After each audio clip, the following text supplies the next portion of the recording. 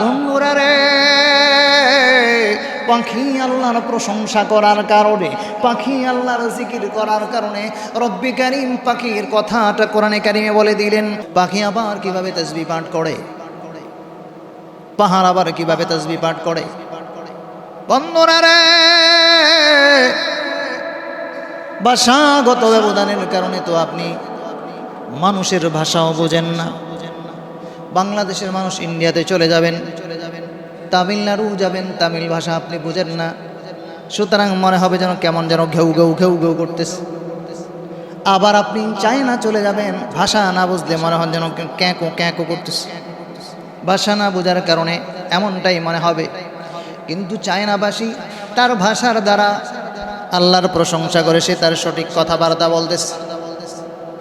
তামিল ভাষাভাষী সে তার কথাবার্তার দ্বারা তার সকল কাজ সম্পাদন করে রব্বুল আলামিন বুঝাইলেন, বান্দারে তুমি বোঝো আর না বুঝো, আমি রব পাহাড়ের তাসবিহ বুঝি। ইউসাব্বিহুনা ওয়াত-তায়র ওয়া কুন্না ফাইলিন। পাহাড়গুলো আমি রবের তাসবিহ পাঠ করে, প্রশংসা করে। পাখিগুলো করে কেন? পাখি করে রে, দাউদ আলাইহিস সালাম যখন সকালবেলা কোরআন তেলাওয়াত নয়, ওনার উপরে যে তাওরাত কিতাব নাজিল হয়েছে, ওই তাওরাত কিতাব যখন উনি তেলাওয়াত করতেন, রব্বি কারীমের কাছে তার এই তেলাওয়াত, তার এই জিকির এতটা পছন্দ হয়েছিল, দুনিয়ার পাখিগুলারে, আশপাশের পাখিগুলোর হুকুম দিলেন, পাখিরা রে, আমি আমার আল্লাহর প্রশংসা এতটা আমার কাছে পছন্দ, তোমরা আশপাশে বসে থাকো না, এখন আর উড়াল দেওয়া দিয়ে বন্ধ করে দাও। দাউদ পয়গম্বর উনি যখন জাবুর তেলাওয়াত করতেন, ওই জাবুর কিতাব তেলাওয়াত করার সময় আমার মাবুদের পারমিশন হইল, এখন আর ঘোরাঘুরি নাই। 3 কিলোমিটার উপরের এরিয়া পর্যন্ত যেই পরিমাণ পাখি ঘোরাফেরা করত, সকল পাখি দাউদ আলাইহিস সালামের তেলাওয়াত শোনার জন্য সামনে হাজির হয়ে যায়। ইউসাব্বিহুনা ওয়াত-তায়রা ওয়া কুন্না ফাইলিন। পাখিগুলো হাজির হয়ে যায়, বোঝা গেল জিকির পছন্দ কার, প্রশংসা করতে হবে কার। বন্ধুরা রে, পাখি আল্লাহর প্রশংসা করার কারণে, পাখি আল্লাহর জিকির করার কারণে রব্বি কারীম পাখির কথাটা কোরআনে কারিমে বলে দিলেন। সূরাতুস সাবা 10 নম্বর আয়াত 22 নম্বর পারার 8 নম্বর পৃষ্ঠার মধ্যে পড়ে দেখবেন। বন্ধুরা রে, শুধু এই জায়গায় আল্লাহ পাখির কথা বলেন নাই। সূরাতুল আম্বিয়া 17 নম্বর পারা 7 নম্বর পৃষ্ঠার 79 নম্বর আয়াতে আল্লাহ রাব্বুল আলামিন বললেন, পাখি আমি রব্বুল আলামিনের তাসবিহ পাঠ করে। ভাইজান, এই পাখির প্রশংসা আল্লাহর কাছে এতটা পছন্দ হলো, রব্বি কারীম 23 নম্বর পারা সূরাতুস সাদ 18 এবং 19 নম্বর আয়াতে আল্লাহ বলেন, ইন্না সাখখারনাল জিবালা মা'হু ইউসাব্বিহুনা الطير يسبحن والطير إنا سخرنا الجبال يسبحن والطير। রব্বুল আলামিন বলেন, আমি দাউদের কাছে পাহাড়কে তার অনুগত করে দিলাম, আর ওই পাখি ইউসাব্বিহুনা বিত-তায়র ওয়াল আশি ওয়াল ইশরাক বিল আশি ওয়াল ইশরাক। পাখি কি করে? সকাল সন্ধ্যা, ইশরাক বিল আশি মানে সন্ধ্যায়, ইশরাক মানে সকালবেলা, সকাল আর সন্ধ্যায় রব্বি কারীমের তাসবিহ পাঠ করে। আল্লাহ রাব্বুল আলামিন বলেন, ওয়াত-তায়রা মাহশুরাতান কুল্লুন লাহু আওয়াব। পাখিও জমা হয়ে যায়, দাউদ আলাইহিস সালামের কাছে জমা হয়ে যায়। বন্ধুরা রে, বুঝা গেল রব্বি কারীমের কাছে জিকির আজকার এতটা পছন্দ। বলবেন, হুজুর এত জিকির করেন কারো? কিছু মানুষের চুলকানি হয়ে যায়। রব্বি কারীম সূরাতুল মুজাম্মিল এর 8 নম্বর আয়াত 29 নম্বর পারায় আপনি পড়ে দেখবেন, আল্লাহ বলেন, ওয়াযকুর ইসমা রাব্বিকা বুকরাতান ওয়া আসীলা। واذكر اسم ربك وتبتل إليه تبتيلا রব্বুল আলামিন তার বন্ধু হাবিবুল্লাহ মুহাম্মদুর রাসূলুল্লাহ সাল্লাল্লাহু আলাইহি সাল্লামকে নির্দেশ জারি করলেন, নবী গো আপনি আপনার রবের নাম উচ্চারণ করেন। ওয়াদকুর ইসমা রাব্বিক, আপনি আপনার রবের নাম নেন। কেমনে নিবেন? ওয়াতাবাত্তাল ইলাইহি তাবতিলা, মনোযোগ সহকারে নেন, ধ্যান করে করে নেন। এই জন্য দেখবেন বন্ধু কিছু বুজুর্গানে দিন আল্লাহওয়ালা তার মুরিদদেরকে সবক দেয়, জিকিরের আগে একটু মোরাকাবা করো, আছে না নাই? বুঝা গেল ওনারা যে সবক দেয় এটা নিজে নিজে বানিয়ে দেয় না, হুকুমকার। এরপরে রব্বুল আলামিন সূরাতুল মুদ্দাসসির 29 নম্বর পারা 24 নম্বর আয়াত আল্লাহ তাআলা তার বন্ধু হাবিবুল্লাহ মুহাম্মদুর রাসূলুল্লাহ সাল্লাল্লাহু আলাইহি সাল্লামকে বলেন, ওয়াযকুর ইসমা রাব্বিকা বুকরাতাও ওয়া আসীলা। বন্ধু হে, বুকরাতান মানে সকালবেলা, ও আসীলা মানে সন্ধ্যাবেলা, সকাল সন্ধ্যায় দুই বেলা আমি আল্লাহর জিকির করেন, তাহলে আমি আল্লাহ আপনার উপরে খুশি হয়ে যাব। এই জন্য রব্বুল আলামিন বলছিলাম, আল্লাহ তাআলা দাউদকে বললেন, দাউদ রে আমি তোমাকে বেশি অনুগ্রহ করলাম। কেমনে করলাম? তোমাকে নবীও বানাইলাম, এরপরে তোমাকে ক্ষমতাও দান করলাম। ভাইজান, ক্ষমতা আসলে কিন্তু মানুষের মধ্যে শরীরটা একটু গরম গরম ভাব চলে আসে, এটা কিন্তু সবার বেলায় হইতে পারে। এই ঘটনা রব্বুল আলামিন সূরাতুস সাদ 23 নম্বর পারা 21 নম্বর আয়াত থেকে 22, 23, 24, 25 নম্বর আয়াত পর্যন্ত পড়বেন। আর বাড়তি কোনো হুজুরের ওয়াজ শোনা দরকার নাই, আয়াতগুলোর অর্থ পড়লেই পেয়ে যাবেন। রব্বুল আলামিন আয়াতটার মধ্যে আল্লাহ জানাইলেন, দাউদ পয়গম্বর মসজিদের মধ্যে ইবাদত করতেছে, উনি আল্লাহ রাব্বুল আলামিনের তাসবিহ পাঠে রত রয়েছেন। বাদশা মানুষ, বাহিরে তো অনেক ফোর্স রয়েছে, গার্ড রয়েছে, কোনোভাবেই যেন কোনো দুষ্কৃতিকারী প্রবেশ করতে না পারে, হামলা না চালায়। হঠাৎ করে উনি দেখেন আল্লাহ রাব্বুল আলামিন 22 নম্বর আয়াতে বলছেন সূরাতুস সাদ, ইদ দাখালু আলা দাউদ ফাফাজিআ মিনহুম ক্বালু লা তাখাফ। উনি দেখলেন কোনো গার্ড টের পাইল না, কোনো দারওয়ান টের পাইল না। হঠাৎ করে দাউদ আলাইহিস সালাম তাকায়া দেখেন ওয়াল টপকায়া ওনার রাজপ্রাসাদের ভিতরে, রাজপ্রাসাদ তো টপকাইছে, এর ভিতরে ওনার মসজিদ ইবাদতখানা, ওই জায়গার মধ্যে ওয়াল টপকায়া ঢুকে পড়ছেন। যখন এই মানুষগুলো ওয়াল টপকায়া ঢুকে পড়ছে, দাউদ আলাইহিস সালাম তো হঠাৎ করে ভয় পেয়ে গেলেন। একা একা উনি ইবাদত করতেছেন, বাহিরে এত ফোর্স থাকার পরে এতগুলো লোক কেমনে দেখলো? উনি ভয় পাওয়ার পর লোকগুলো তখন ডেকে ডেকে বললেন, ক্বালু লা তাখাফ, ও পয়গম্বর ভয় পাবার কোনো কারণ নাই, আপনার কাছে আমরা বিচার চাওয়ার জন্য আসছি। কি বিচার বলেন না? কসমানি বাগা বাদুনা আলা বাদ। এরা দুইজন বলল, নবী গো আমরা দুইজন বিচারক, বিচার চাওয়ার জন্য দুইজন ঝগড়াঝাটি হয়েছে, আপনার কাছে বিচার চাওয়ার জন্য আসছি। ফাহকুম বাইনানা বিল হক ওয়ালা তুশতিত ওয়াহদিনা ইলা সাওয়াইস সিরাত। ওয়া নবী গো, যদিও আপনি নবী, সাথে সাথে আপনি বাদশাহ, এই জন্য বিচার সাধারণ বিচারকের কাছে যদি মিটমাট না হয়, পাবলিক এখন দৌড়ায় কয় যমুনায় যায়, আছে না নাই? কেন? বিশ্বাস হলো জমিনা গেলে সমাধান হয়ে যাবে।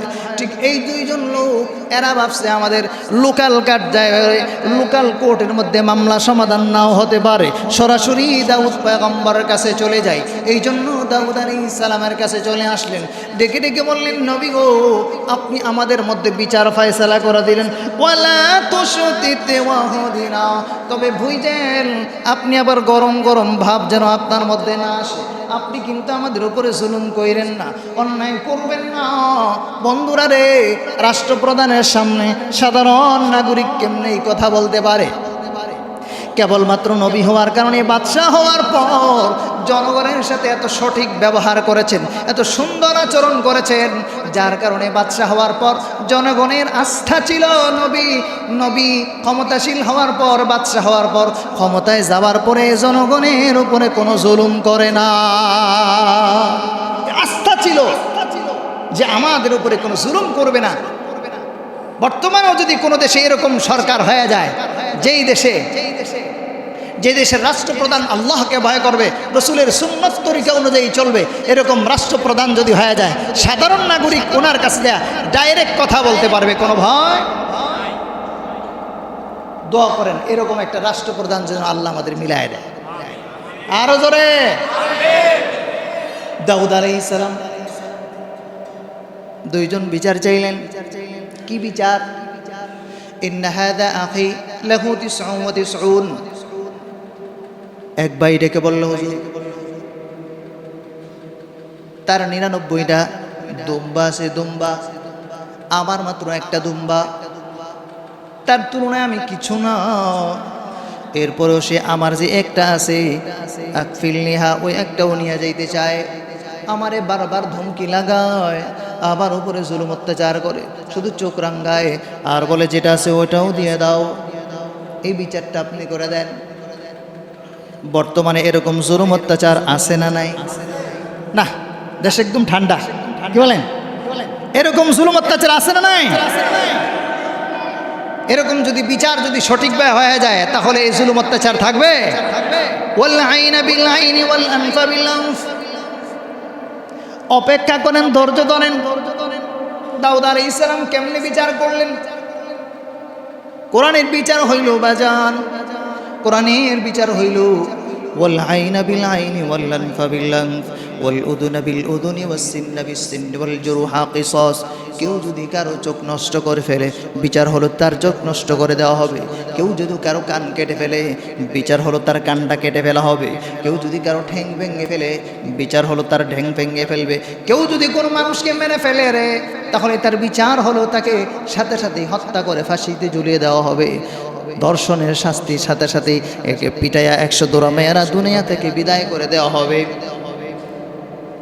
আল্লাহর হাবিব সাল্লাল্লাহু আলাইহি ওয়াসাল্লাম মদিনার জিন্দেগিতে 10 বছর শাসন ব্যবস্থা পরিচালনা করলেন।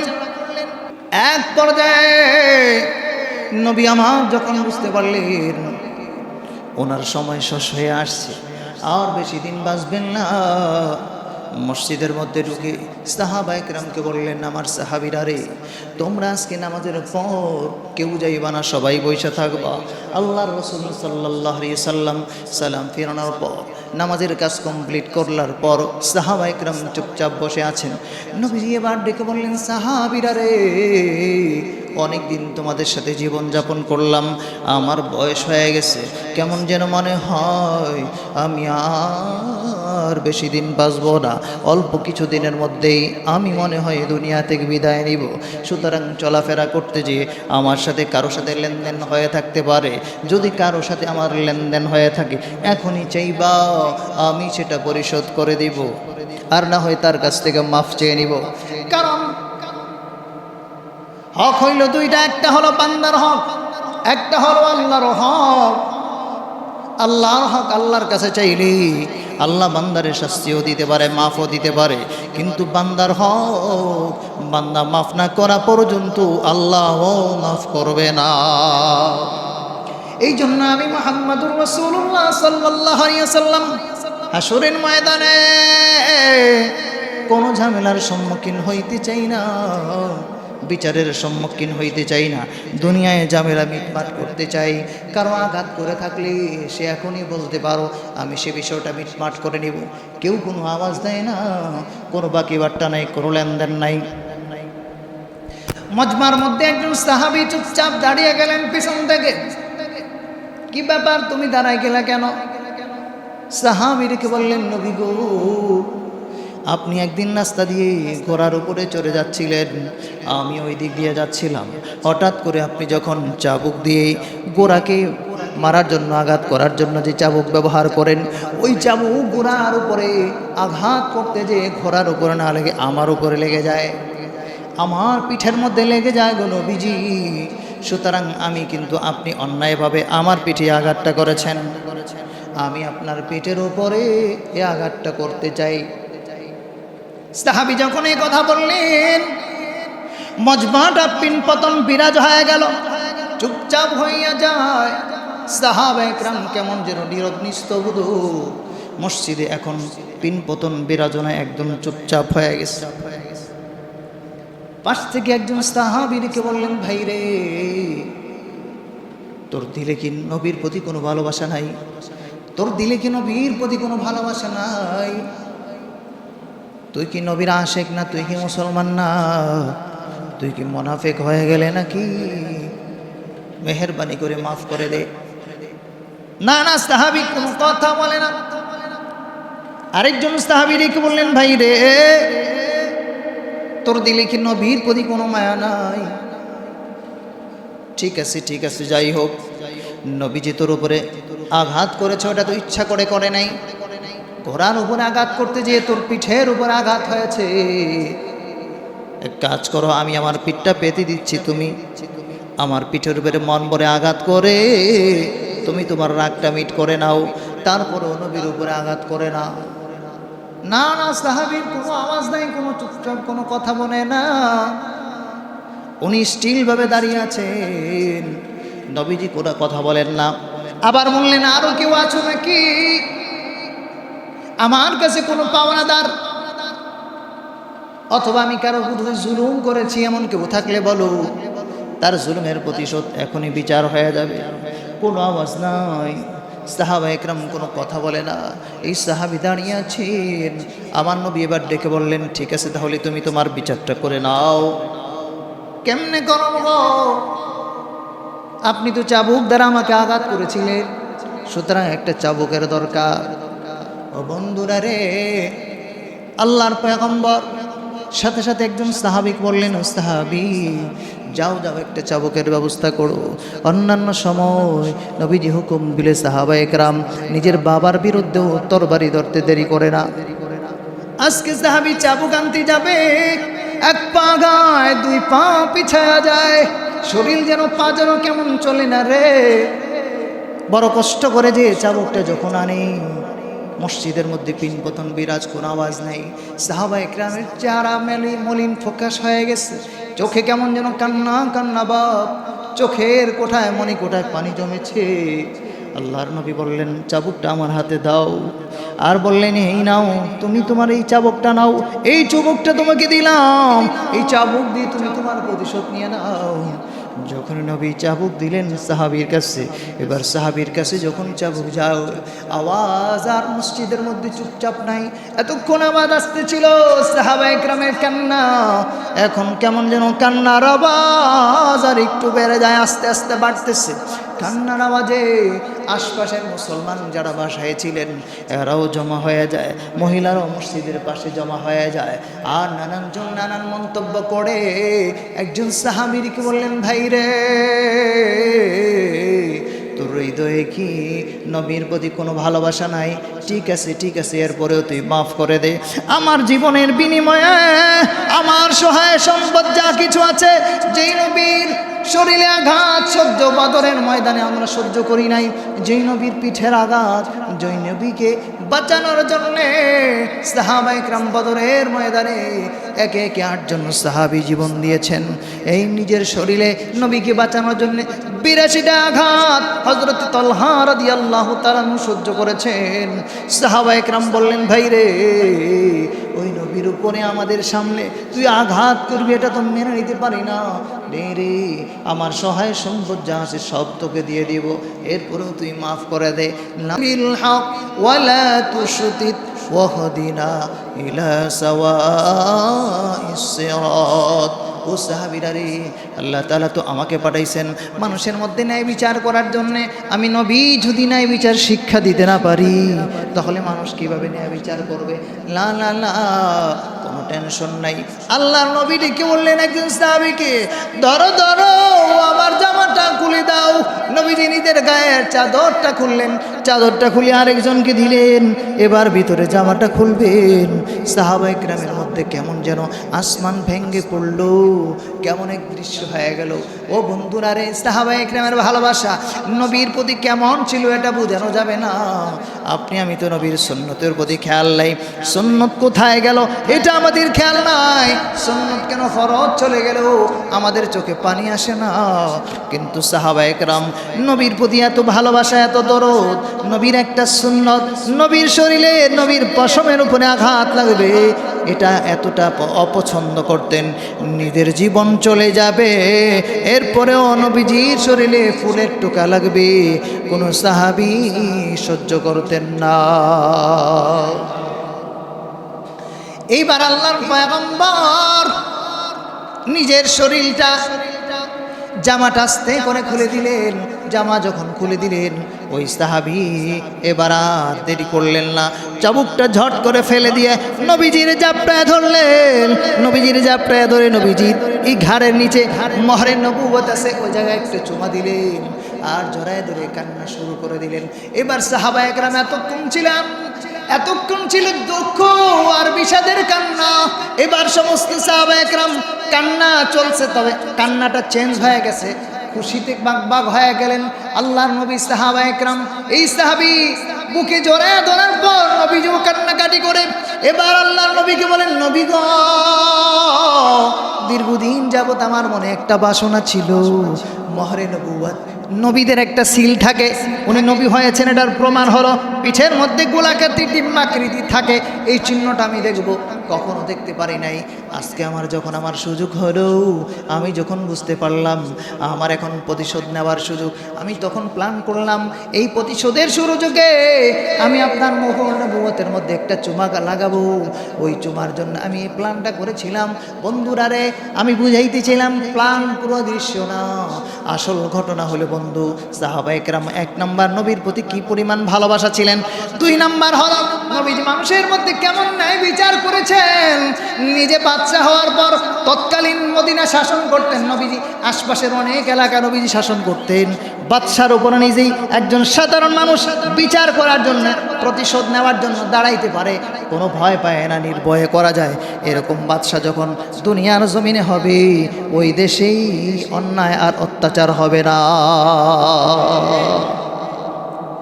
এরকম শাসন ব্যবস্থা দিতে পারে একমাত্র ইসলাম ছাড়া কোনো বিকল্প নাই, একমাত্র আল কোরআনের সমাধান ছাড়া, কোরআনের আইন বাস্তবায়ন ছাড়া পৃথিবীর কোথাও এরকম রাষ্ট্রপ্রধান হওয়া এবং জনগণকে সঠিকভাবে বিচার দেওয়া কোনোভাবেই সম্ভব না। আল কোরআনের পথ, এ পথই আসল পথ, আল কোরআনের পথ, এ পথই আসল পথ, অন্য পথে অন্য মতে নেই কো রহমত। আল কোরআনের পথ, এ পথই আসল পথ, অন্য পথে অন্য মতে নেই কো রহমত। এই জন্য শান্তি পাওয়ার জন্য কোরআনের আদর্শ, কোরআনের কাছে আসা, কোরআন দিয়ে নিজের জীবনযাপন, নিজের দৈনন্দিন জীবনকে গঠন করা, নিজের পরিবারকে গঠন করা, নিজের মহল্লাকে কোরআন অনুযায়ী সাজানো, নিজের রাষ্ট্রকে কোরআন অনুযায়ী সাজানো ছাড়া কোনো বিকল্প হতে। চলুন দাউদ আলাইহিস সালামের কথা, সূরাতুস সাবা 10 নম্বর আয়াত 22 নম্বর পারায় আমরা আলোচনা ছিলাম। সূরাতুস সাবার 22 নম্বর পারা 10 নম্বর আয়াত হচ্ছে আজকের আলোচনা। রব্বে কারীম দাউদ আলাইহিস সালামকে বলছিলেন ওই দুই লোক বিচারের মধ্যে আছে, মনে আছে না? ওয়ালা তুশতিত ওয়াহদিনা ইলা সাওয়াইস সিরাত। দাউদ আলাইহিস সালামকে এই দুইজন লোক বলল, ও নবী পয়গম্বর, আপনি আমাদের উপরে আবার জুলুম কইরেন না, বিচার ঠিকঠাক মতো করে দিবেন। কি বিচার? আমার একটা মাত্র দুম্বা আছে, আমার ভাইয়ের 99টা দুম্বা আছে, এই 99টা থাকার পর এরপরেও সে আমারটাও দখল করতে চায়, সুতরাং আপনি বিচার করে দেন। এই জন্য এই জমানাও এরকম সমাজে লোক আছে না নাই, যে যত বড় লোক হয় তারপরও গরিবেরটা বারবার চায়, আছে না নাই? দাউদ আলাইহিস সালাম বলে দিলেন, বিচার করে দিলেন, সঠিকভাবে বিচার করে দিলেন। উনি যে ভয় দেখাইতো, দাউদ আলাইহিস সালাম বিচার করে দিলেন। পরবর্তীতে যদি তোমার নামে এরকম কোনো নোটিশ জারি হয়, আজকে তো সরকারের পক্ষ থেকে শাসন করে দেওয়া হলো, পরবর্তীতে যদি কোনোভাবেই এই ধরনের কোনো ব্যবস্থা হয়ে যায়, তোমার নামে আবার যদি কোনো নালিশ আসে, তাহলে কঠিন আকারে বিচার হবে। ভাইজান, দাউদ আলাইহিস সালামকে আল্লাহ রব্বুল আলামিন ফেরেশতাদের মাধ্যমে ঘটনাটা জানাইলেন। এইবার দাউদ আলাইহিস সালামকে মুফাসসিরিন কেরাম বলেছেন, এই ঘটনাটা কোরআনে কারিমে আল্লাহ রব্বুল আলামিন দান করেছিলেন, মানুষগুলো প্রশাসন পাল্টায়া দারওয়ান বেষ্টনী না দেখা এদের চোখের আড়াল হয়ে সমস্ত ব্যবস্থা না পার হয়ে এবাদত করার ভিতরে কেমনে ঢুকলো। মুফাসসিরিনে কেরাম লিখেছেন আল্লাহ রাব্বুল আলামিন এগুলো পাঠাইছেন, ফেরেশতা পাঠাইছেন যেন দাউদ আলাইহিস সালাম ক্ষমতায় আসার পর কোনোভাবে বিচার ব্যবস্থার মধ্যে অন্যায় আচরণ না করে, যেন কোনো ধরনের উশৃঙ্খলতা না করে, কোনো ধরনের যাতে উনি অন্যায় না করে রে, মানুষের মধ্যে যেন সঠিকভাবে বিচার করতে পারে। আল্লাহ রাব্বুল আলামিন দাউদ আলাইহিস সালামকে ফেরেশতার মাধ্যমে পাঠাইয়া এই ঘটনার দ্বারা হুঁশিয়ারি করে দিয়েছে। সুতরাং বোঝা গেল নবীরা বিচার আচার করছেননি? করছে কই? মসজিদের মধ্যে। কথাটা আমার হইল। কত নম্বর আয়াত বললাম? 22 নম্বর পারা, সূরাতুস সাবা 10 নম্বর আয়াত পড়বেন। সূরাতুস সাদ 21 থেকে 25 নম্বর আয়াত পড়বেন। দাউদ আলাইহিস সালাম মসজিদের ভিতরে বিচার করছে। সুতরাং বিচার যখন মসজিদের ভিতরে হবে তখনই দুর্নীতি বন্ধ হবে। বিচার যখন মসজিদের ভিতরে হবে তখনই সঠিক বিচার হবে। বিচার যখন মসজিদের ভিতরে হবে তখন বিচারকের ছেলে অন্যায় করলেও সঠিক বিচার করা সম্ভব হবে। এছাড়া মসজিদের বাহিরে যতদিন বিচার হবে ততদিন পর্যন্ত এই ধরনের উল্টাপাল্টা বিচার বন্ধ করা সম্ভব না। কিন্তু আমি কই নাই, আপনারা কইছেন। বুঝামি না কইছেন তো? আল্লাহ বুঝার তৌফিক দান করুন।